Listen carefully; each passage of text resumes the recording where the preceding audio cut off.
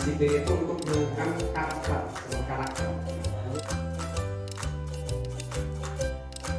Kesepakatan kelas dan keyakinan kelas, kita saling menghargai. Tadi kan ada motivasi eksternal.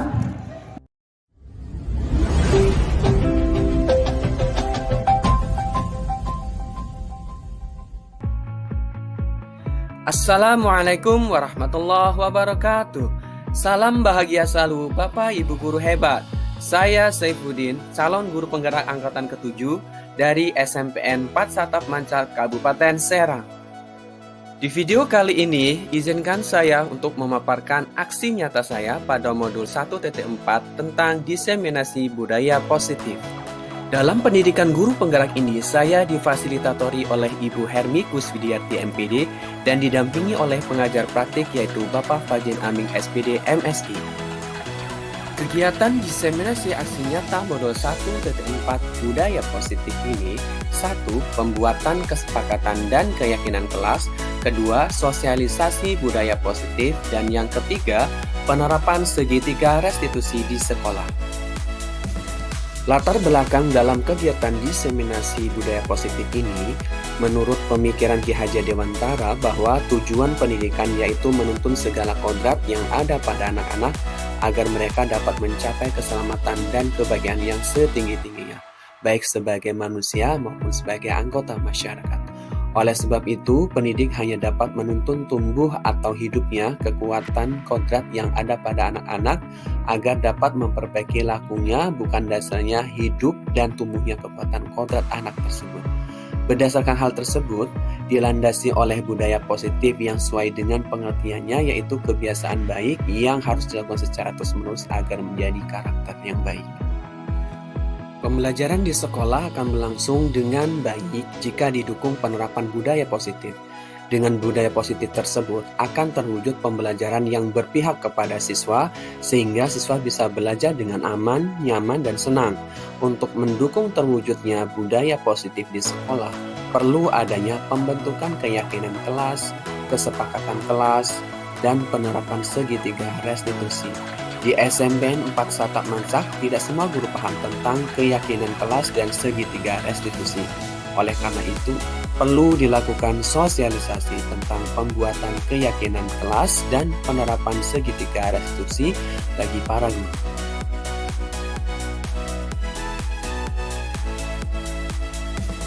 Tujuan penerapan budaya positif ini adalah guru dapat mendapatkan pemahaman mengenai kesepakatan kelas, keyakinan kelas, serta segitiga restitusi ini sehingga bisa menerapkan di sekolah untuk mendukung terwujudnya budaya positif. Tolak ukur keberhasilan kegiatan ini adalah: 1. Guru memahami konsep pembuatan keyakinan kelas dan penerapan segitiga restitusi.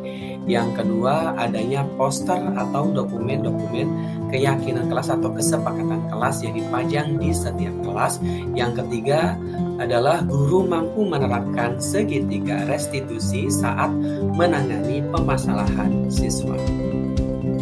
Lini masa tindakan yang dilakukan yaitu: 1. Membuat perencanaan kegiatan. 2.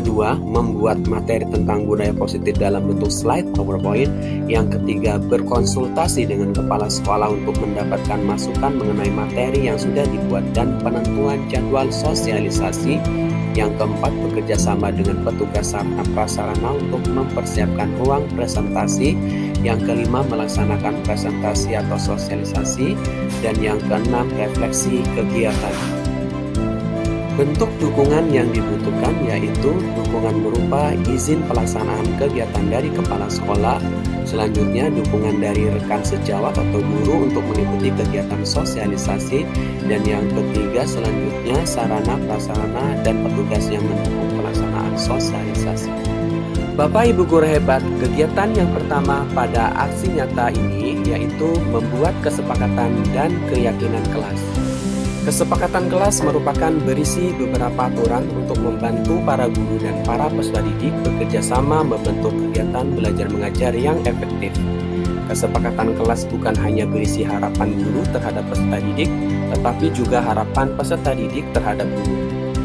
Keyakinan kelas adalah sesuatu yang diyakini bersama yang berasal dari penyatuan pikiran untuk menjadi nilai-nilai kebajikan yang membentuk sebuah karakter siswa menjadi pribadi yang bernilai positif.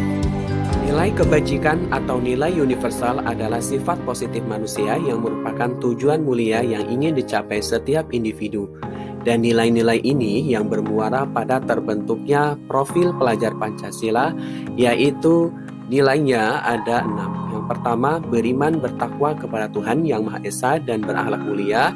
Kedua, mandiri. Ketiga, bergotong royong. Keempat, berkebinekaan global. Kelima, bernalar kritis. Dan yang keenam, kreatif. Tujuan dan manfaat keyakinan kelas adalah salah satu disiplin positif yang bisa kita terapkan dalam membangun budaya positif di sekolah. Dengan adanya keyakinan kelas di setiap kelas diharapkan dapat mewujudkan tujuan pendidikan yang berorientasi kepada profil pelajar Pancasila. Berikut ini adalah kegiatan membuat keyakinan kelas.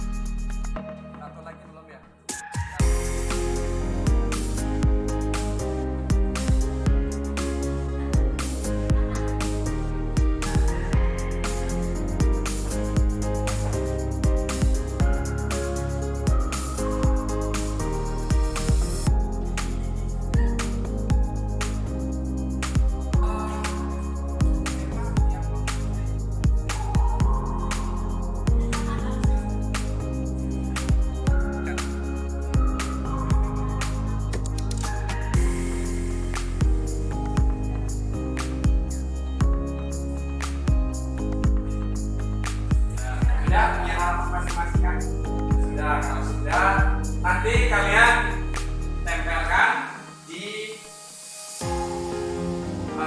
garis kesepakatan kelas dan kelas yang di sebelah kanan. Kalian tempelkan, ada dua kertas yang kalian harus tempelkan. Yang pertama di keyakinan kelas, yang kedua di ya. Oke, ayo Pip.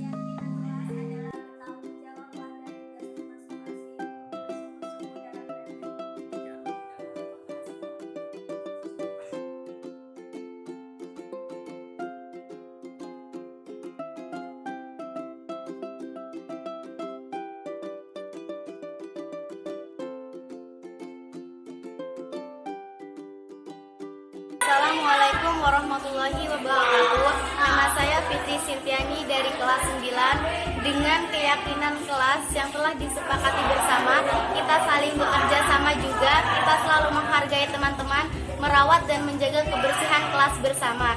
Dan semoga kita selalu konsisten menjalankannya di kelas setiap hari. Sekian dari saya. Wassalamualaikum warahmatullahi wabarakatuh. Assalamualaikum warahmatullahi wabarakatuh. Nama saya Dian Nur Safitri dari kelas 9. Setelah kami membuat kesepakatan kelas dan keyakinan kelas, kita saling menghargai, saling kolaborasi satu sama lain, jadi lebih bertanggung jawab dengan tugas kita masing-masing dan membentuk kerjasama yang baik.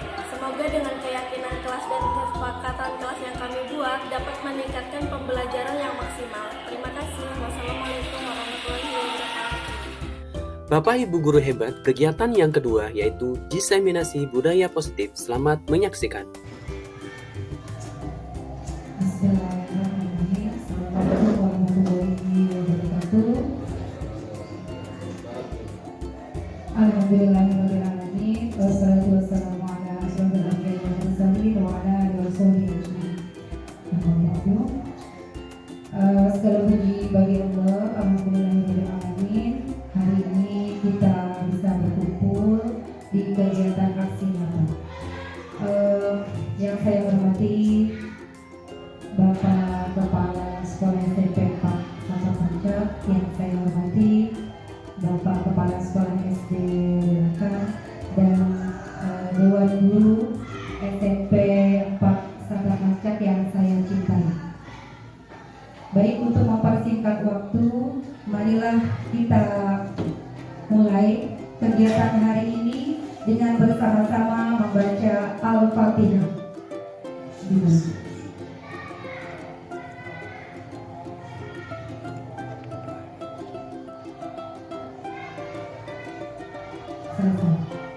Baik, menginjak acara berikutnya, yaitu acara inti pada hari ini, kepada Bapak Saifuddin SPD untuk menjelaskan materi yang akan disampaikan pada kegiatan aksi nyata. Kepadanya dipersilakan.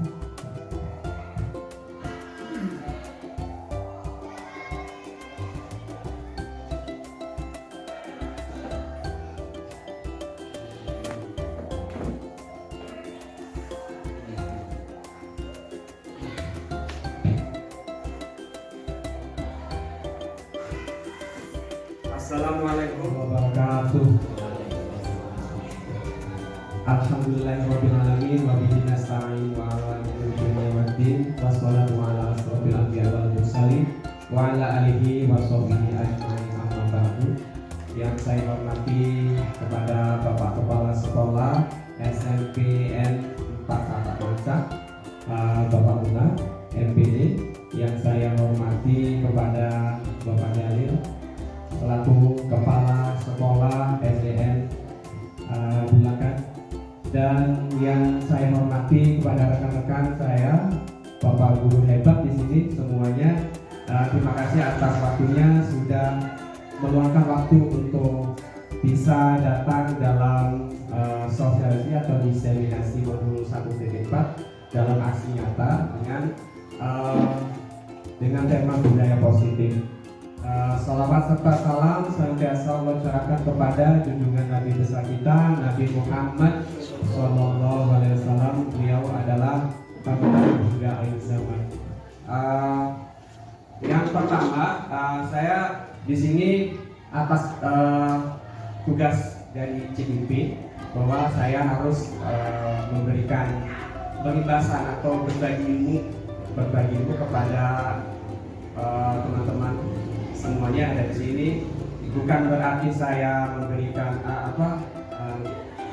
tapi berbagi ilmu ya. Jadi kita sharing di sini, diskusi apa yang saya dapatkan di CTP ini, dan semoga bermanfaat ya.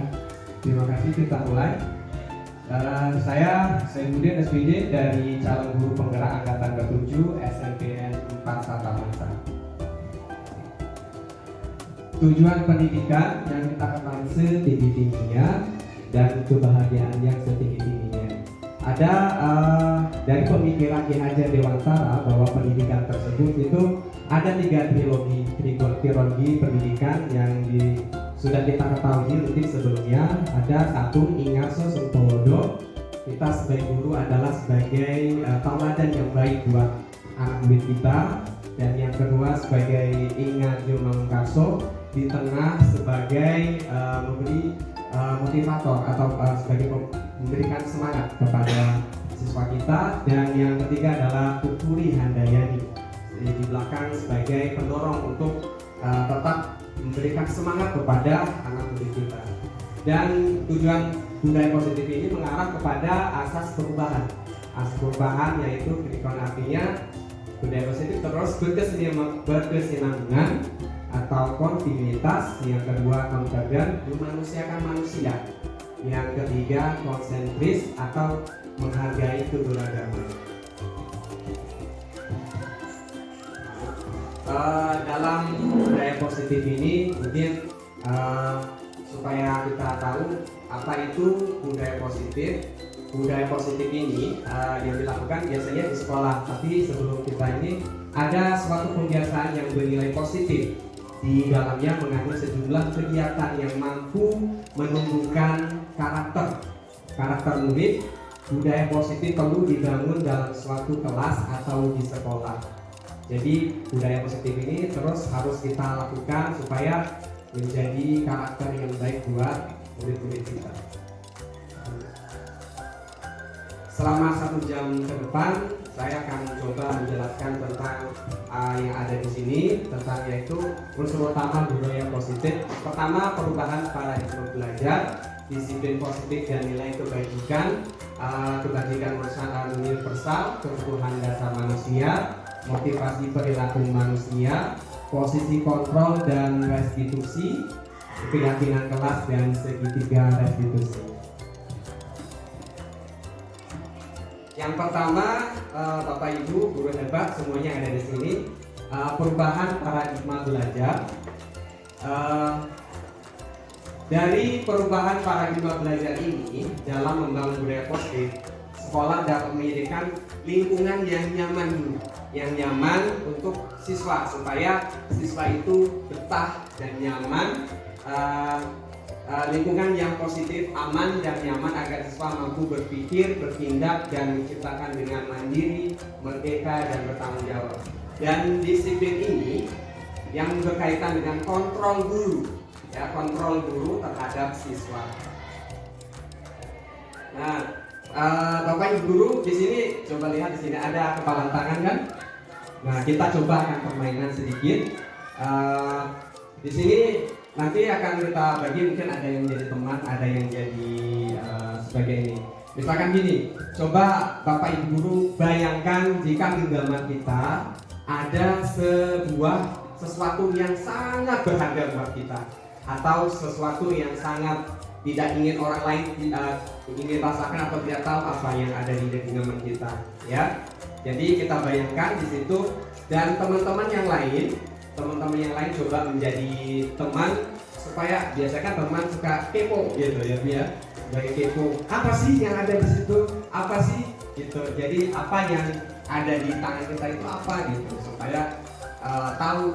Dan kita coba jadi yang memegang kendali adalah Bapak Ibu, ya. Jadi di sini bisa bayangkan, sudah dibayangkan belum Bu? Kita memegang sesuatu, misalkan sesuatu yang tidak tahu, saya juga tidak tahu. Yang penting Ibu sudah tahu bahwa yang digambar itu adalah sesuatu yang sangat berharga, sesuatu yang sangat diinginkan atau barangkali, atau sesuatu yang sangat diidam-idamkan, sehingga orang lain pun tidak tahu, harus tidak boleh membuka atau meraih dari apa yang Pak Guru sama Ibu Guru pegang di dalam genggaman tersebut. Sudah? Kalau sudah, nah kita coba. Kalau sudah, kita coba dari sini ada sebuah pertanyaan, dibawain secara mandiri dan diskusikan kembali dengan rekan B, ya. Jadi ada satu, nanti Pak Guru di sini minta nanti ada satu alasan Kita coba nomor 1 menjawab ya. Apakah Anda atau B membuka kepalan tangan Anda, atau mengapa, apa alasan Anda dan membuka kepalan tangan Anda? Kalau saya, kepala saya itu isinya saya anak aja. Kenapa nggak saya buka? Karena anak itu bagi saya sangat berharga. Kalau itu nggak boleh melihat saya, bukan melihat ya, nggak boleh melihat anak saya sendiri. Terima kasih. Ada satu lagi ini dari bapak dan ibunya. Kalau dari bapaknya ada ini bapaknya dari Pak Jalil. Saya membuka kepalan. Ya alasannya karena saya tidak saat ini tidak memegang apa-apa gitu. Tangan saya kosong. Makanya saya buka gitu. Kalau pengertian tangan, kalau dampingan sebagai ke anak gitu kan, kita memiliki kebebasan sebebasnya kepada anak untuk membuat sesuatu yang baik. Terima kasih Pak. Jadi tangan buat Pak Jalil sama Pak Faiz. Jadi kendali atau kontrol yang ada pada diri kita itu tergantung dari kita sendiri yang membukanya atau menutupnya, ya. Jadi yang kedua, apakah Anda tahu B menutup? Nah, di sini menutup seperti yang diutarakan sama Bu Faiz tadi, yang menutup karena ada alasan tersendiri dari Bu Faiz kan. Sama Pak Jalil juga sudah memberikan alasannya kenapa membuka dari berbagi dan lain sebagainya. Dan ada yang menutup juga dalam nomor 3 atau kegiatan ini sesungguhnya siapa yang punya kendali atau kontrol untuk membuka atau menutup kepalan tangan? Siapa yang menjadi kontrol? Diri sendiri kan? Iya. Jadi yang mengendalikan kita mempunyai sesuatu yang tadi yang sangat berharga, yang orang lain tidak tahu dan lain sebagainya, dan kita turut andil di dalam memegangnya karena kita yang punya kontrol bisa membuka atau tidak.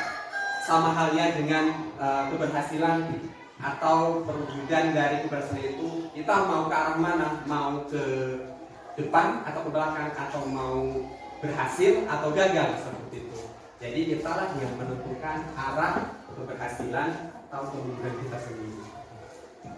Terima kasih untuk Pak Jalil sama Bu Faiz yang sudah memberikan. Nah, di sini dari komentar dari teori kontrol dari Dr. William Glasser yang mengungkapkan bahwa dalam kontrol teori dan dinamakan choice theory meluruskan beberapa miskonsepsi tentang makna kontrol. Kontrol ini sendiri seperti ilusi untuk mengontrol murid. Jadi misalkan ini, jadi siswa biasanya kita kontrol di dalam kelas. Misalkan kalau siswanya mungkin belajar enggak atau ribut, biasanya kita harus mengontrolnya, harus diam, ya kan? Atau misalkan tidak mengerjakan tugas, berarti ya harus mengerjakan tugas, seperti itu. Dan yang kedua, ilusi bahwa semua penguatan positif, efektif, dan bermanfaat. Artinya gini, setiap kata-kata yang diberikan kepada siswa itu akan terngiang seperti kata-kata yang positif yang membangun. Nah, belajar yang rajin ya, supaya jadi anak yang baik atau jadi anak yang sukses, atau nanti kalau belajar naik kelas gitu. Itu adalah penguatan kata-kata yang positif. Selanjutnya, bahwa kritik dan membuat orang merasa bersalah dapat menguatkan karakter. Setiap kali kita memberikan hukuman atau memberikan kritikan kepada siswa, biasanya itu akan menekan karakternya, bisa menjadi burukkah atau menjadi baikkah. Lanjut, ilusi bahwa orang dewasa memiliki hak untuk memaksa. Tentu kalau misalkan pasti pengennya kita itu dituruti, ya kan? Maksudnya orang tua, kita sebagai orang tua misalkan kalau saya boleh bertanya, kalau dari bayangan Bapak Ibu yang hebat ini, kalau sudah mendengar kata disiplin,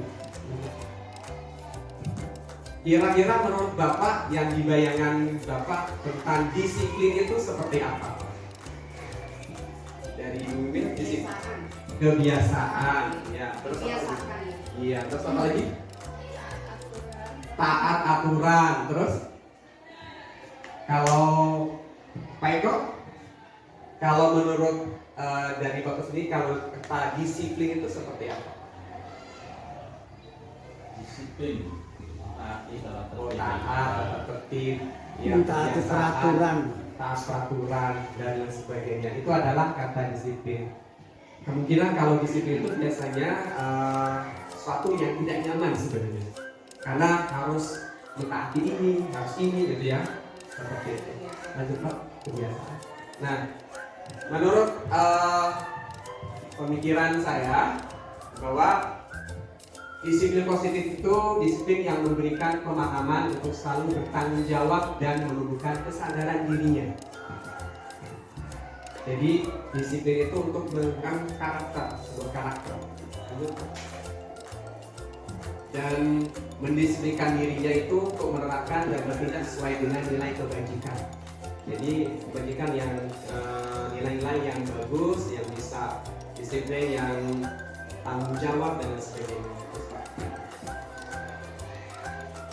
Dan juga disiplin positif itu agar menyadari dan memahami disiplin diri yang timbul dari motivasi di dalam dirinya.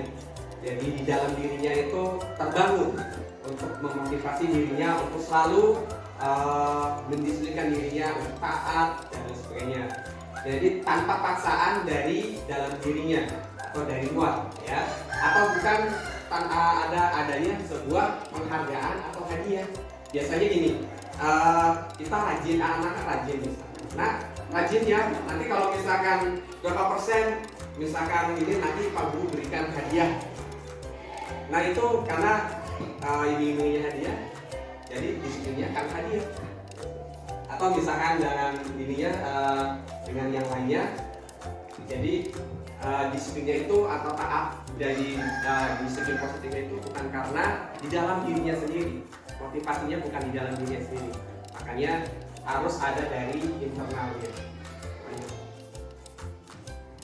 Nah, disiplin positif ini adalah merupakan kepatuhan diri sendiri terhadap nilai kebajikan yang telah disepakati bersama di kelas atau di luar kelas agar tercipta karakter baik terhadap anak didik.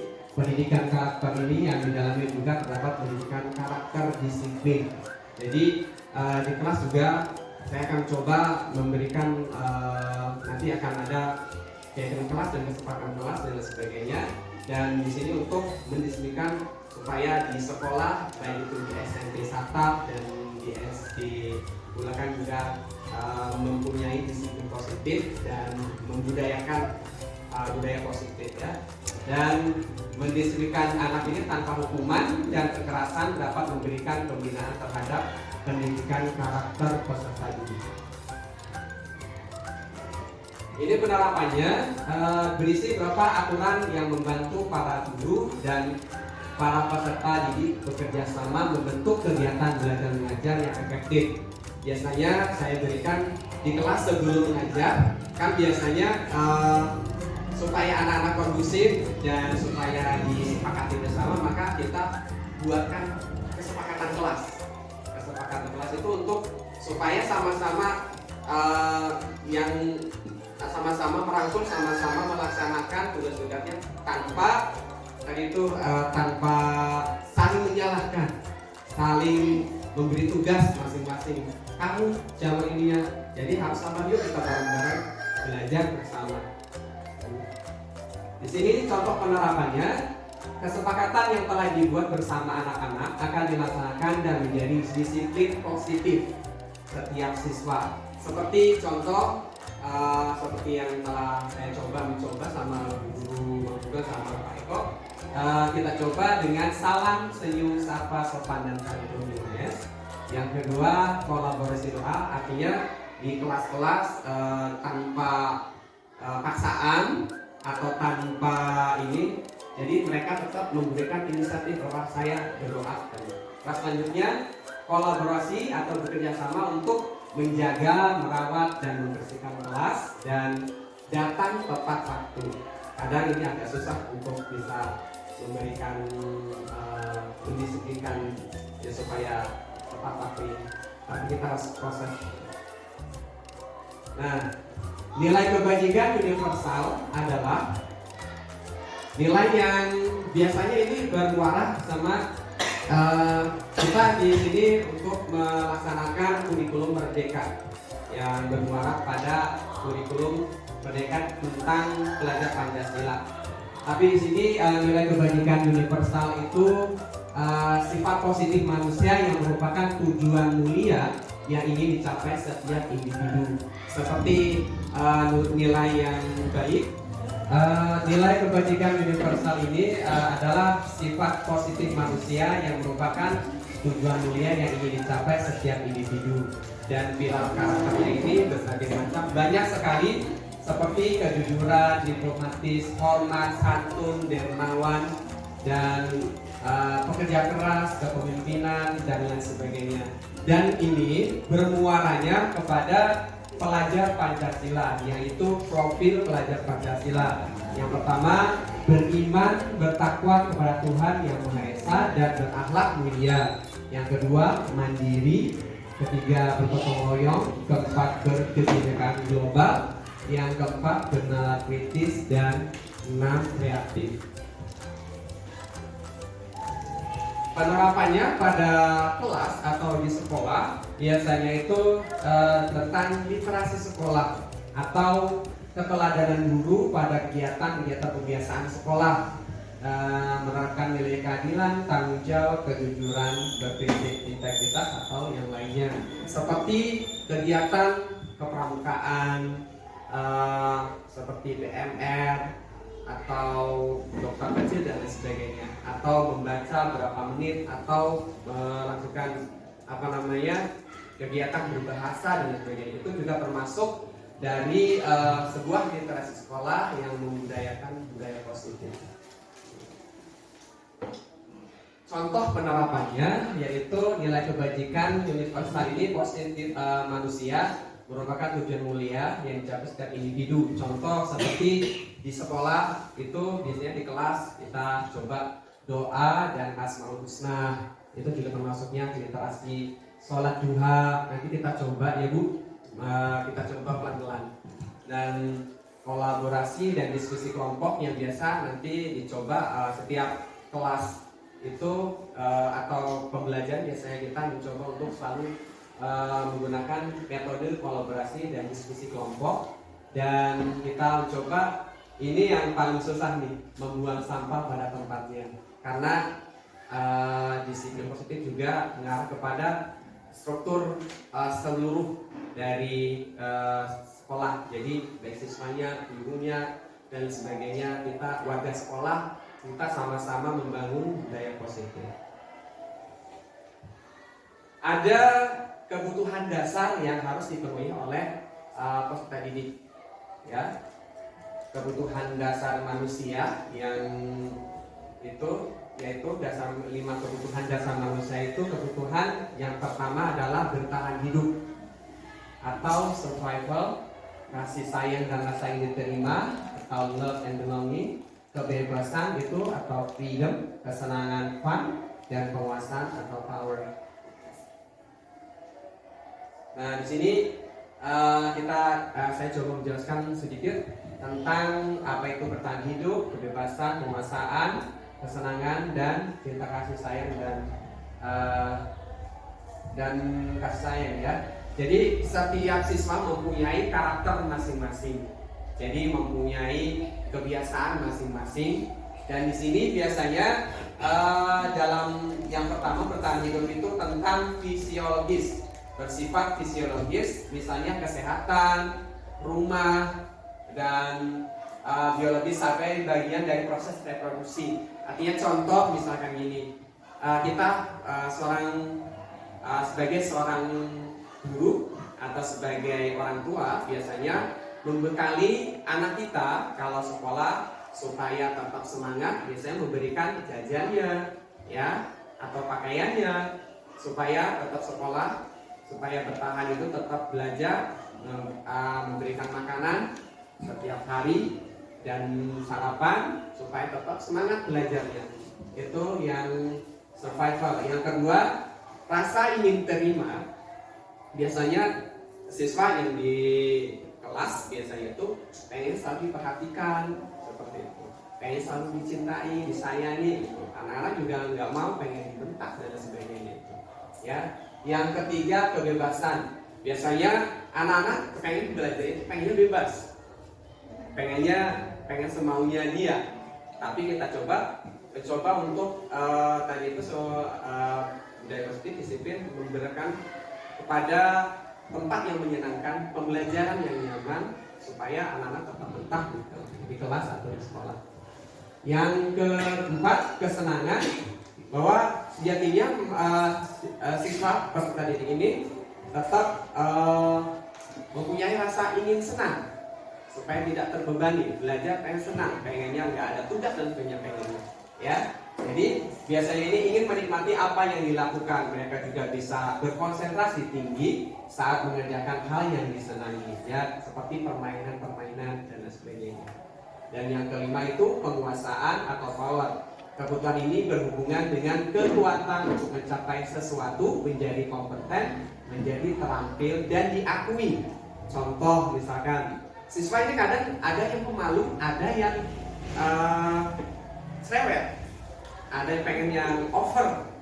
Dan di sini ada yang contohnya, misalkan siswa ini mempunyai kemampuan dalam bidang sesuatu, misalkan bidang kemampuannya dalam matematika atau dalam seni, tapi terkadang dia malu, ya, tanpa rekomendasi dari temannya, dia tidak akan mengungkapkan atau mengimplementasikan, saya bisa loh seperti ini.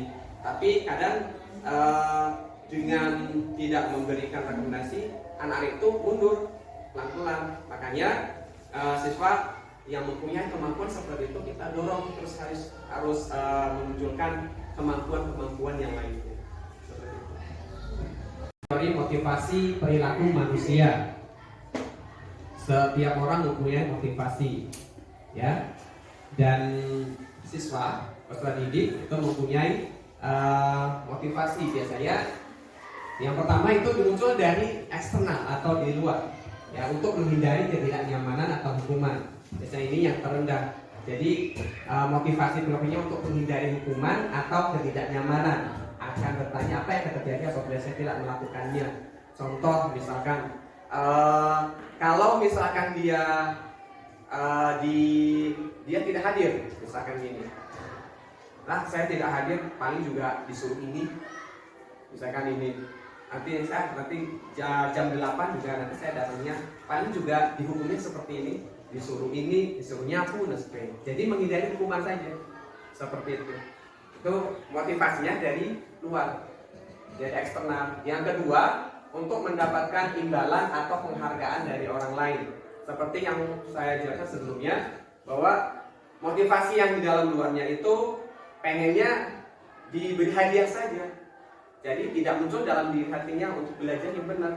Jadi kalau dia belajar, misalkan ini kata di dalam kelas, mungkin Pak Guru sama Bu Gurunya memberikan, kalau belajarnya rajin dan ada peningkatan kehadirannya bagus, nanti Pak Guru berikan hadiah seperti itu, atau nanti dapat nilai A, itu seperti itu. Jadi itu dia datang, anak-anaknya datang terus pagi-pagi, pagi-pagi datang, hadir terus dan sebagainya. Kenapa kamu hadir terus dan nggak ini? Kan supaya dapat nilai bagus, dapat nilainya A terus, dapat hadiah dari Pak Guru. Nah, berarti itu motivasinya pengen hadiah. Dan terus ada motivasi internal. Motivasi internal itu yang motivasi di dalam dirinya. Iya, untuk menjadi orang yang mereka inginkan dan menghargai diri sendiri dengan nilai-nilai yang mereka percaya. Orang dengan motivasi ini adalah yang ingin mereka yakini dan hargai, dan mereka melakukannya karena memang ingin menjadi orang. Jadi tujuan dia belajar itu karena memang ingin belajar supaya dia menjadi anak yang baik, yang mendapatkan prestasi dan mempunyai karakter yang baik. Nah, di dalam motivasi intrinsik ini, motivasi dalam dirinya untuk menjadi orang yang mereka inginkan dan menghargai diri sendiri dengan nilai-nilai yang mereka percaya, mereka yakini, dan sebuah keyakinan atau kelas. Dan motivasi intrinsik ini juga mereka memiliki motivasi yang berdampak bukan hanya pada saat waktu itu saja, tapi berjangka panjang. Terus mereka terus-terusan baik di sekolah dan maksudnya dari SD, tingkat SMP dan sebagainya sampai dia mempunyai karakter yang bagus.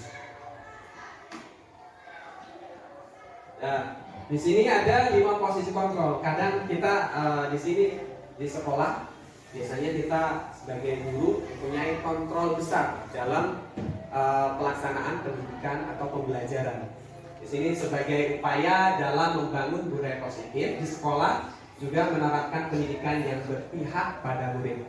Artinya berpihak pada murid ini adalah sesuatu pembelajaran yang disenangi murid, yang pengennya anak murid itu senang terus, tetap dengan arahan dan tuntunan kita seperti itu.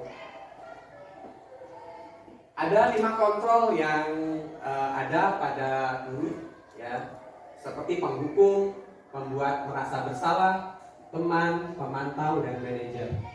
Jadi penghukum ini artinya kalau anaknya salah tetap harus dihukum, ya, tanpa alasan apapun harus dihukum karena udah peraturannya seperti itu. Itu adalah guru yang penghukum. Yang kedua, membuat orang merasa bersalah. Ini contoh, biasanya orang yang guru yang penghukum itu biasanya menunjuk-nunjuk, matanya melotot. Kenapa kamu ini? Gitu. Ya, kamu harusnya datang lebih tepat waktu. Kamu bisa nunjuk-nunjuk dan matanya melotot. Biasanya itu emosian. Yang kedua, membuat orang merasa bersalah ini seperti berceramah menunjukkan kecewaan yang mendalam pada dirinya, pada sang guru gitu ya.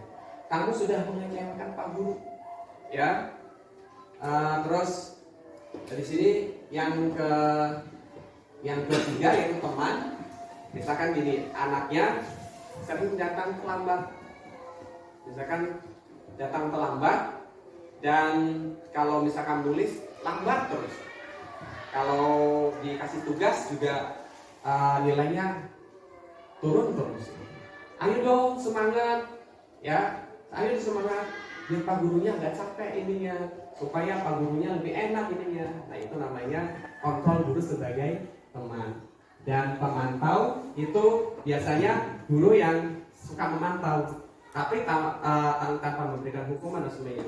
Anak ini biasanya kita memberikan jurnal, biasanya itu anak ini orang ini, kenapa kamu nggak hadir? Kenapa ini? Cuma memberikan ini pertanyaan-pertanyaan yang datar tanpa memberikan solusi.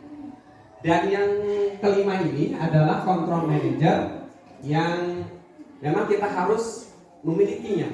Control manager ini biasanya kita sudah mengetahui seluk-beluknya di peta, seperti di sini pertanyaannya apa yang kamu yakini. Terus kalau kamu meyakininya, kamu memperbaikinya, ada solusi. Ada solusi dan ada perbaikan ke depannya.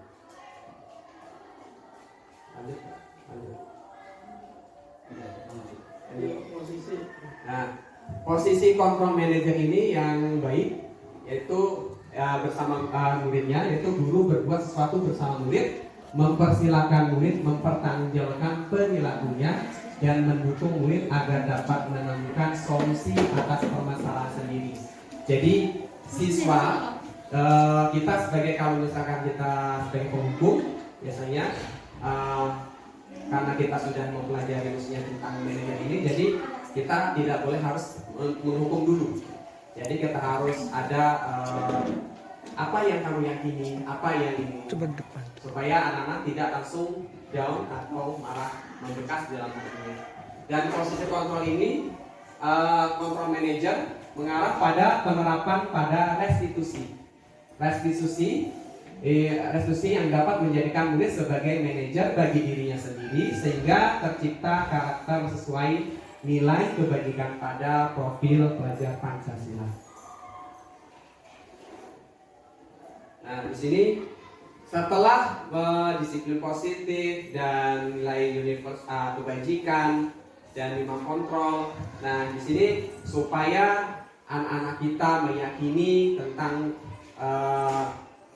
nilai kebajikan universal, kita membuat sebuah keyakinan kelas. Sebuah keyakinan kelas artinya sesuatu yang diyakini bersama, berasal dari penyatuan pikiran untuk menjadi nilai-nilai kebaikan untuk diturunkan di kelas-kelas. Jadi kita membuat sebuah keyakinan, artinya keyakinan. Contoh misalkan gini, Bapak Ibu pada saat COVID kemarin disuruh pakai masker kan? Iya. Itu untuk apa kalau misalkan kalau kita memakai masker? Nah, itu kan sebuah kalau misalkan dari tahun yang lalu, tahun 2021 itu kita diwajibkan dalam COVID harus diwajibkan untuk memakai masker. Itu adalah sebuah peraturan biasanya.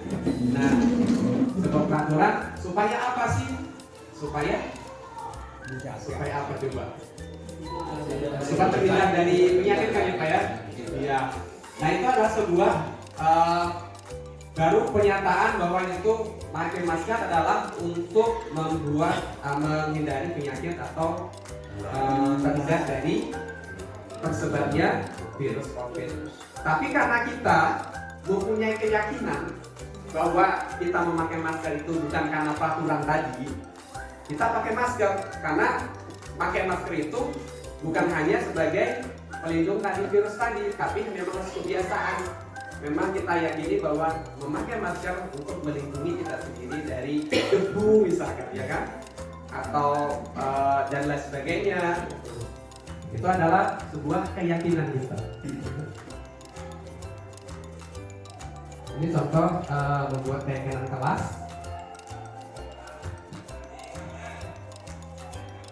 Sama siswa, jadi kadang kita harus kita pakai seperti tadi itu ada kontrol ya. Jadi penghukum membuat merasa bersalah, kita jadi yang bagus itu memang kita harus jadi pengontrol manajer. Jadi kita harus pantau dulu apa masalahnya, informasi dapat dari mana, seperti itu. Nah, baru kita panggil anaknya supaya apa sih, kenapa validasinya menstabilkan identitas. Jadi kenapa? Pasti setiap orang punya masalah, ya. Jadi saya juga punya masalah. Pak Guru juga pernah melakukan kesalahan. Jadi setiap orang juga punya salah. Tapi pasti salahnya si siswa ini atau punya alasan tersendiri, dan mereka ini sebenarnya melatih mereka untuk mengungkapkan apa yang mereka rasakan, yang pengen dibicarakan, seperti itu.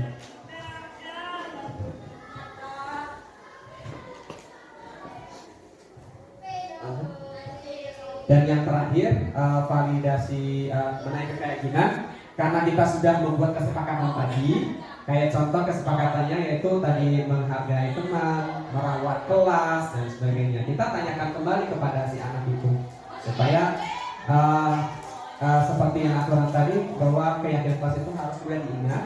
Maka ditanyakan kembali keyakinan kelas yang sudah disepakati apa, dan ini supaya setelah dia meyakini dan oh iya tahu saya itu salah di sini, dan sudah sebagai control measure adalah bukan menghakimi, tapi si anak itu sendiri yang bisa merubah keadaan, mencari solusi itu sendiri. Oh, saya harus seperti ini, saya harus memperbaiki ini, bahwa nanti ke depannya harus seperti ini.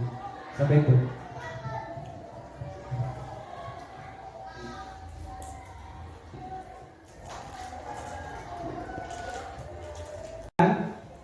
Bahwa ada disiplin positif, nilai-nilai kebajikan universal ini adalah menentukan nilai kebajikan yang akan diyakini dan disepakati seluruh warga sekolah. Jadi bukan hanya guru, bukan hanya kepala sekolah, tapi seluruh warga yang ada di sekolah itu sendiri, yang nantinya telah terciptanya sebuah budaya positif. Yang kedua yaitu motivasi, teori motivasi hukuman dan penghargaan atau restitusi ini peninjauan atas praktik penerapan konsep-konsep tersebut di lingkungannya sendiri. Jadi masalahnya itu kan kalau di sekolah, jadi kita bisa tahu memanage, mengelola dan menyelesaikan masalah tersebut dalam bentuk segitiga restitusi tadi. Dalam bentuk keyakinan kelas ini bertujuan untuk siswa itu dapat berpikir kritis, kreatif, reflektif, dan terbuka dalam menggali nilai-nilai yang dituju pada peraturan yang ada di sebuah sekolah atau di kelas mereka masing-masing.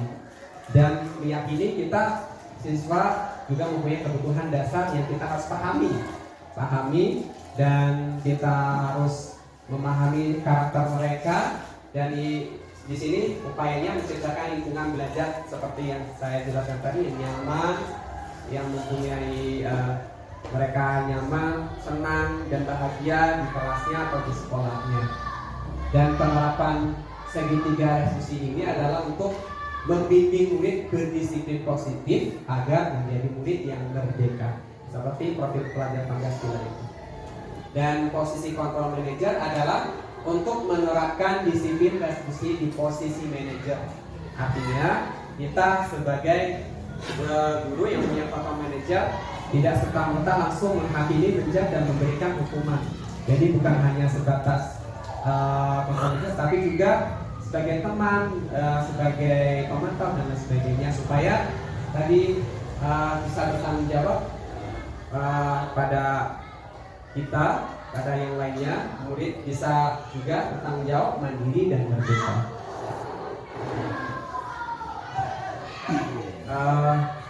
Sampai penghujung hari ini pernyataan dan penjelasan pemaparan dari seminar ini, saya ucapkan terima kasih atas waktunya dan saya kembalikan kepada moderator. Nanti mungkin ada sesi tanya jawab. Terima kasih. Wassalamualaikum warahmatullahi wabarakatuh.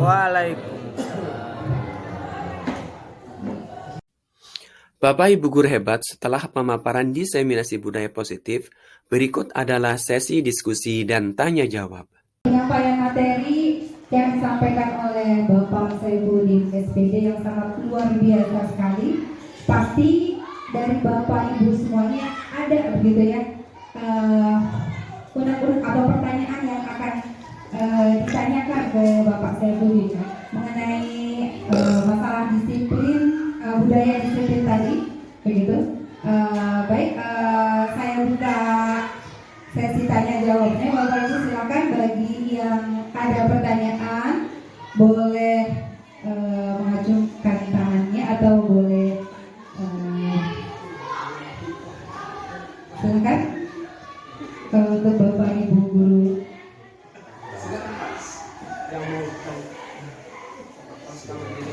Mungkin Bapak Kepala Sekolah ada pertanyaan, Pak? Monggo. Ya, ayo silakan. Ya, Pak. Oke, Pak Eko, bagaimana Pak Eko? Bu Faiz?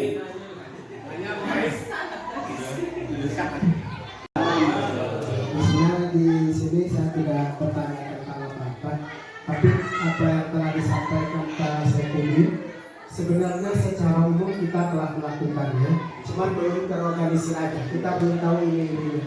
Tapi setelah apa yang disampaikan tadi kita tahu, oh yang ini, lainnya kesini yang 5 apa tadi yang Bapak jelaskan. Sebenarnya bagi Bapak Ibu hebat, sudah melaksanakan sebagian, cuman belum belum terorganisir. Tapi alhamdulillah apa yang sudah disampaikan oleh Bapak Saifuddin sebagai guru CGP, saya yakin pada Bapak Ibu di sini semua mendapatkan ilmu tambahan. Amin. Itu aja, Pak. Terima kasih. Assalamualaikum warahmatullahi wabarakatuh. Baik, terima kasih kepada Bapak Nano. Untuk Bapak Ibu guru yang lainnya, boleh satu pertanyaan, Bu Alfi?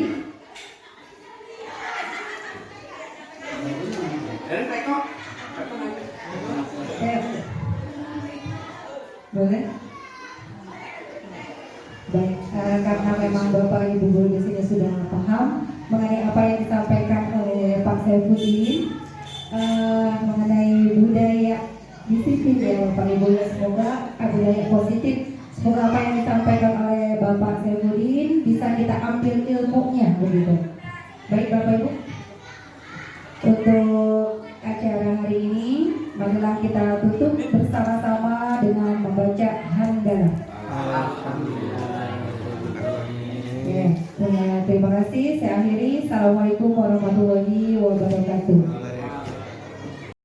Lagi Bapak. Assalamualaikum warahmatullahi wabarakatuh.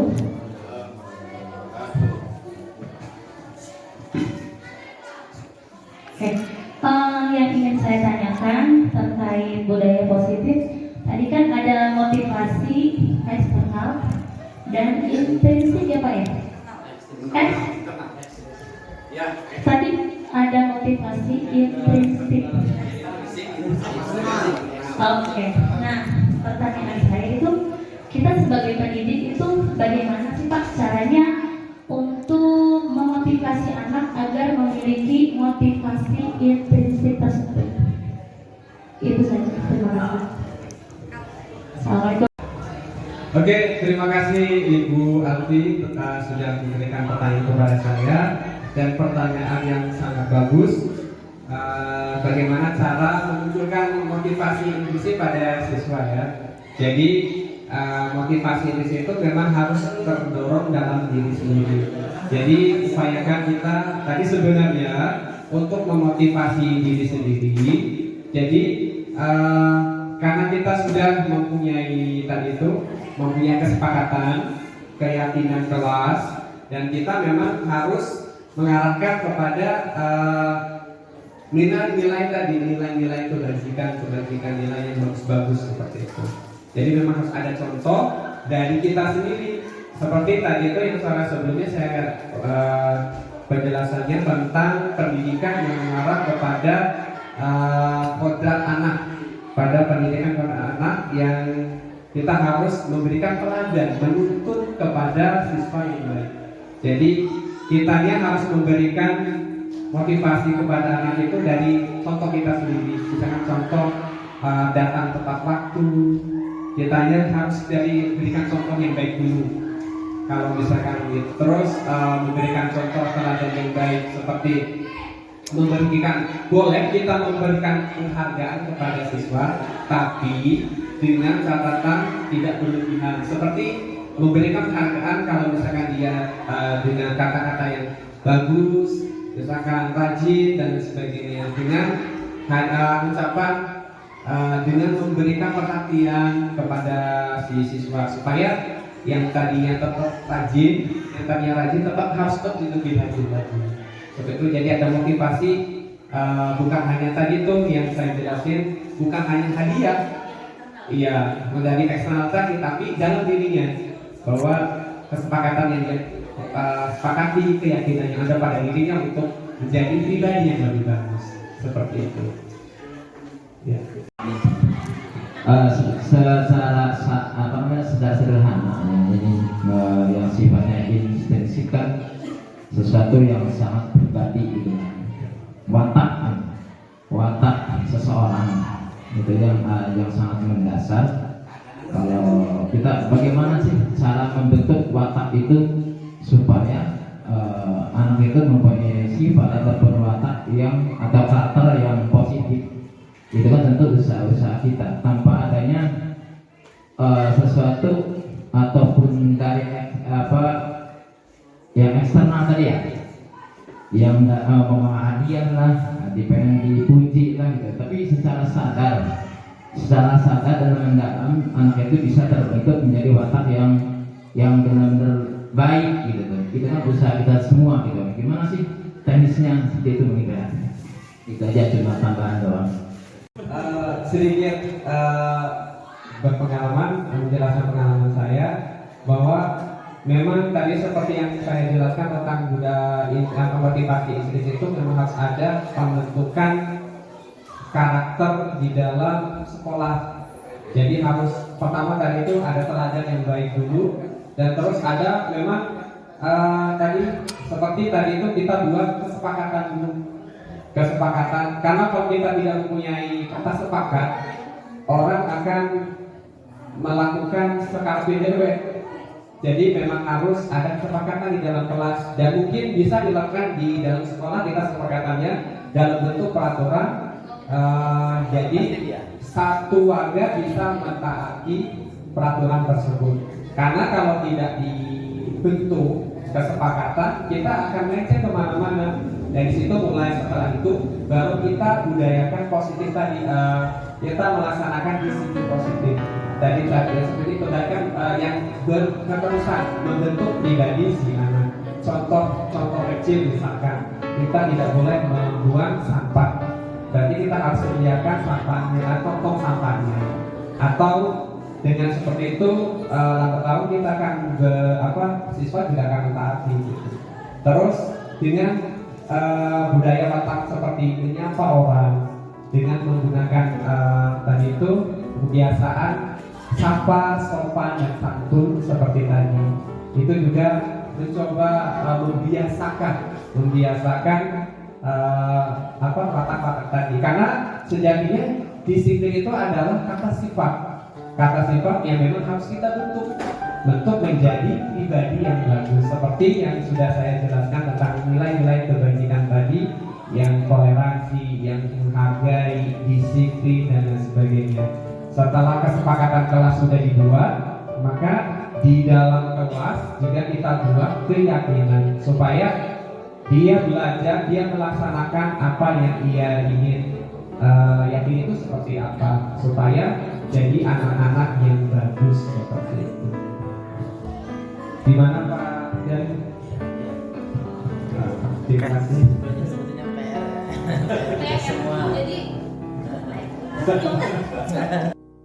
Bapak Ibu guru hebat, berikut ini adalah refleksi dan tanggapan kegiatan. Assalamualaikum warahmatullahi wabarakatuh. Saya Nur Cahyo Setiawan, salah satu Dewan Guru SMP Negeri 4 Satap Mancak, dan sebagai teman sejawat dari Bapak Saifuddin SPD. Setelah mengikuti diseminasi sosialisasi budaya positif ini, saya mendapatkan ilmu tentang penerapan budaya positif, bahwa kita harus menerapkan disiplin positif di kelas atau di sekolah agar tercipta karakter peserta didik yang baik, sehingga pendidikan yang sesuai pemikiran negara dapat diterapkan di sekolah.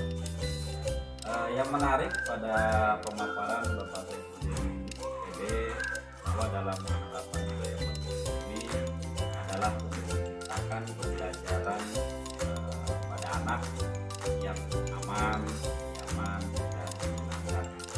Dengan kenyamanan kelas yang dibuat, semoga siswa dapat menambah motivasi belajar dan menunjukkan karakter positif dan hikmah profil. Harapan saya ke depan dapat menerapkan budaya positif yang baik dan menunjukkan profil. Demikian. Assalamualaikum warahmatullahi wabarakatuh. Menanggapi materi yang disampaikan oleh Bapak Saifuddin SPD tentang diseminasi budaya positif. Pada materi ini pemaparannya cukup jelas dan bagus, mudah dimengerti, seperti memotivasi perilaku manusia atau siswa, memotivasi kontrol dulu dan lain sebagainya. Harapannya semoga dengan adanya CGP dalam materi diseminasi budaya positif ini bisa diterapkan di sekolah kita, yaitu SMP Negeri 4 Sata Pulakan Mancak. Semoga membawa guru dan siswa ke arah yang lebih positif dalam kegiatan sehari-hari. Terima kasih. Wassalamualaikum warahmatullahi wabarakatuh. Assalamualaikum warahmatullahi wabarakatuh. Tanggapan saya tentang materi budaya positif yang dipaparkan sangat bagus dan mudah dipahami. Materi tersebut mengajarkan kita untuk lebih memahami jiwa peserta didik sebelum mendidiknya.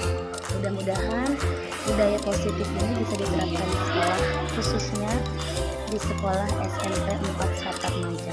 Terima kasih. Wassalamualaikum warahmatullahi wabarakatuh. Assalamualaikum warahmatullahi wabarakatuh. Saya kepala sekolah SMP 4 Satap Maja, setelah mengikuti kegiatan destinasi budaya positif yang telah dipaparkan oleh Bapak Saifudin SPD sebagai calon guru penggerak pendidikan tinggi, saya memahami bahwa disiplin harus diterapkan untuk mewujudkan budaya positif yang baik dengan keyakinan kelas dan nilai kewajiban yang disepakati bersama siswa akan menjadi kebiasaan bersama yang akan dilakukan secara terus-menerus sehingga menjadi suatu kebiasaan. Dengan kontrol moneter dan penerapan segitiga restitusi yang baik, semoga budaya positif dapat diterapkan menjadi disiplin positif dan berkelanjutan. Bila di sekolah tanpa adanya budaya positif, maka akan sulit melakukan pendidikan karakter bagi peserta didik. Kebiasaan yang positif harus diawali dari diri sendiri, lingkungan sekolah dan lingkungan guru. Semoga adanya Bapak Saifudin SPD sebagai calon guru penggerak dapat diharapkan menjadi penggerak perubahan yang baik di sekolah yang kita cintai ini. Tetap semangat dan terus berjuang. Terima kasih. Wassalamualaikum warahmatullahi wabarakatuh. Bapak Ibu guru hebat, kegiatan yang ketiga dalam aksi nyata ini yaitu penerapan segitiga restitusi. Bapak Ibu guru hebat, kegiatan yang ketiga dalam aksi nyata ini yaitu segitiga restitusi adalah proses menciptakan kondisi bagi murid untuk memperbaiki kesalahan mereka sehingga mereka bisa kembali pada kelompok mereka dengan karakter yang lebih kuat. Ini berdasarkan Kosen 2004. Tujuan restitusi ini digunakan dalam membimbing murid berdisiplin positif agar menjadi murid merdeka, dan restitusi sebagai salah satu cara menanamkan disiplin positif pada murid sebagai bagian dari budaya positif sekolah. Segitiga restitusi ini sebagai upaya-upaya yang dapat dilakukan dalam membangun budaya positif di sekolah. Tentunya untuk mewujudkan hal ini membutuhkan proses yang tidak bisa dilakukan dalam waktu singkat. Selain itu, proses ini juga membutuhkan keterlibatan semua pemangku kepentingan di sekolah. Tujuan restitusi ini digunakan dalam membimbing murid berdisiplin positif agar menjadi murid merdeka. Ada 3 langkah segitiga restitusi yang diambil. Yang pertama, menstabilkan identitas. Yang kedua, validasi tindakan. Dan yang ketiga, menanyakan keyakinan. Ada 3 langkah segitiga restitusi. Dalam menyelesaikan masalah atau menerapkan segitiga restitusi, ada beberapa alternatif kalimat yang bisa digunakan dalam menstabilkan identitas, yaitu setiap orang pasti pernah melakukan kesalahan. Yang kedua, kamu bukan satu-satunya yang pernah melakukan ini. Dan yang kedua, validasi tindakan yang salah bisa menggunakan dengan kalimat, kamu tentu punya alasan mengapa melakukan itu, atau bisa menggunakan dengan kalimat, adakah cara yang lebih efektif untuk mendapatkan apa yang kamu butuhkan? Selanjutnya, cara yang ketiga yaitu menanyakan keyakinan dengan menggunakan kalimat seperti ini. Keyakinan kelas apa yang telah kita sepakati? Atau bisa menggunakan dengan kalimat, kamu ingin menjadi orang seperti apa? Itu adalah segitiga restitusi dalam penerapannya. Yang pertama, menstabilkan identitas. Kedua, validasi tindakan yang salah. Dan yang ketiga, menanyakan keyakinan. Berikut ini adalah contoh beberapa cuplikan dalam penerapan segitiga restitusi. Mari kita saksikan cuplikan video tayangan penerapan segitiga restitusi berikut ini. Selamat menyaksikan. Kasus 1, melanggar kesepakatan kelas, yaitu piket kelas. Kasus 1 yaitu Syifa melanggar kesepakatan kelas. Ia sering tidak melaksanakan piket kelas dan langsung pulang tanpa izin, dan membuat teman-temannya merasa kesal. Waalaikumsalam. Masuk. Syifa tahu tidak kenapa Syifa Pak Guru panggil ke sini? Iya Pak, kemungkinan tentang saya.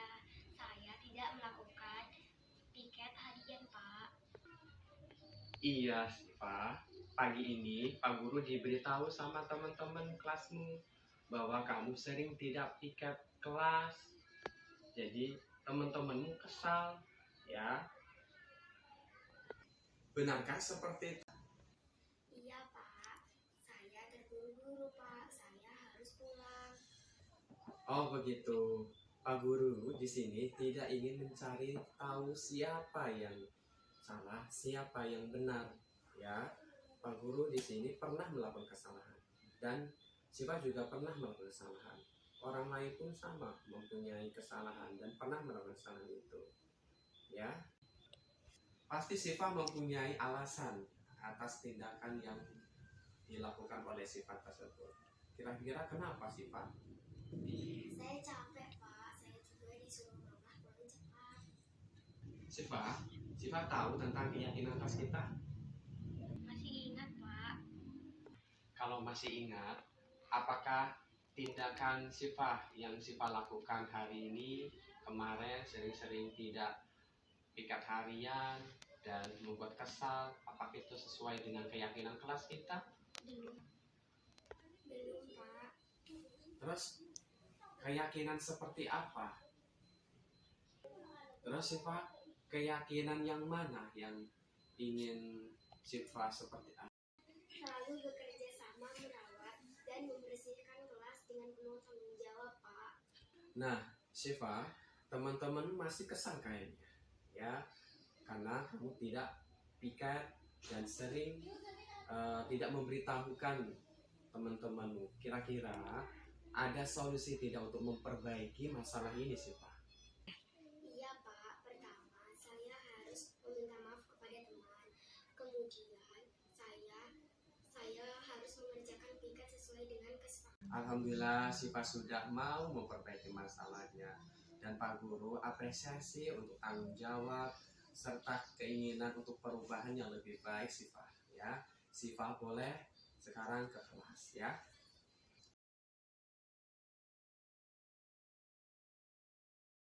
Dalam kegiatan bersama Pak Guru tadi, saya mendapatkan pembelajaran yang sangat berharga tentang keyakinan kelas.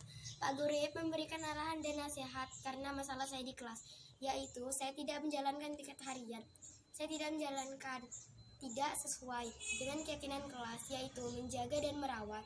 Saya sudah khawatir dan berpikir bahwa saya akan dihukum. Ternyata Pak Guru tidak menghukum saya. Saya diberikan arahan dan nasihat agar lebih menjalankan aktivitas sesuai keyakinan kelas, yaitu disiplin, berani, dan bertanggung jawab. Terima kasih Pak Guru Iip yang sudah membimbing kami dengan baik. Wassalamualaikum warahmatullahi wabarakatuh. Bapak Ibu guru hebat, demikian pemaparan saya dalam aksi nyata modul 1.4 budaya positif dalam kegiatan pembuatan kesepakatan dan keyakinan kelas, diseminasi budaya positif, dan penerapan segitiga restitusi. Sampai jumpa di video selanjutnya. Semoga bermanfaat. Saya ucapkan terima kasih. Wassalamualaikum warahmatullahi wabarakatuh.